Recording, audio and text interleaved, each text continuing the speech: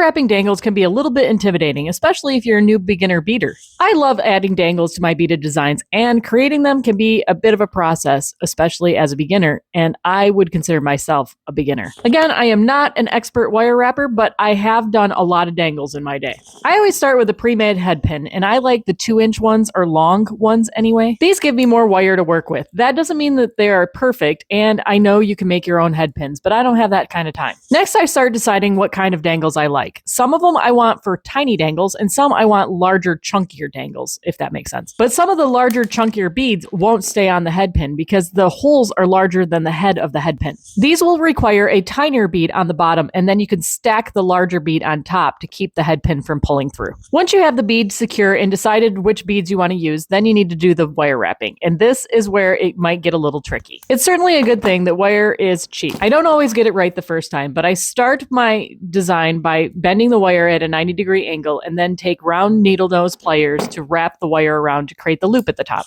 This is where the wrist action gets involved. You need to stand the wire up, wrap it around the needle nose wire, and then wrap the tail around the base of the loop. Cut off the tail and you're done. Keep in mind they don't have to be perfect. No one's going to look at them like we are as our own critique. Make sure that the tail is snipped off and tucked in so that way it doesn't grab on anything like a sweater. The loop size will be determined on how far up you go on the needle nose pliers. The length of the needle nose gets larger as you go towards the handle. To get really good at this, you just need to practice. And even with my years of practice, I still have a few fouls and have to start over. Good luck and follow along if you want more beading techniques.